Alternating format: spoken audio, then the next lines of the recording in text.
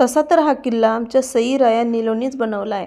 पण ह्या छोट्यांची तर फारच धमाल असते. मध्ये लुडबुड लुडबुड ही त्यांची चालूच असते. मग काय, आमच्या सईला लागली होती छोटीशी भूक, पण तिने केली ही मॅगी. मॅगी करत असताना मध्येच संपला गॅस. करणार काय? मग नीलूनी आणि रायाने त्याला मदत केली. पण पणूची ही लुडबुड मधीच असते. मग मॅगीही तयार झाली. मॅगी खात खात काय, ह्या तिघांचं चालूच होतं. मधून मधून मम्मा ये कर, मम्मा ते कर. मग आले आमचे हे पणू आणि जुई. त्यांनीही मॅगी खाल्ली. पण यांचं खाणं कमी आणि सांडणं जास्त होतं. का तर छोटी मुलं आहेत ती. करणार काय? अरे बापरे, सईने तर इतका पसारा करून ठेवला होता, असं वाटलं की हिला उगाच काम सांगितलं. मग भाजी निवडत असताना मध्येच गेली लाईट.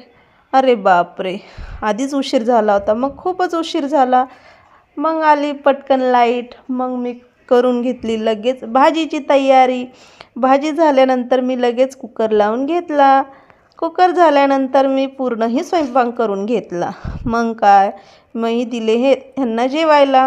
ह्यांनी तर ना सोप्याचा पार डायनिंग टेबलच करून ठेवला आहे. चला असो. मग घेतले आम्ही चौघांनीही जेवण करायला. तसे तर पोरंही गायब होते, पण त्यांना आवाज देऊन मी घरात बोलवून घेतले. मग आला आमच्याकडं हा पणूचं चालू असती मस्ती. त्याला तर संध्याकाळची लवकर झोपच येत नाही आणि तो आम्हालाही झोपू देत नाही. मग चालू होतं त्याचे मुलांबरोबर फायटिंग आणि स्वतःही झोपत नव्हता आणि आम्हालाही झोपू देत नव्हता. मग चालू झाली त्याची मग पोरांबरोबर मस्ती. असे नेक्स्ट ब्लॉग तुम्ही बघत राहा. चला, लाईक करा, शेअर करा, सबस्क्राईब करा. नक्की.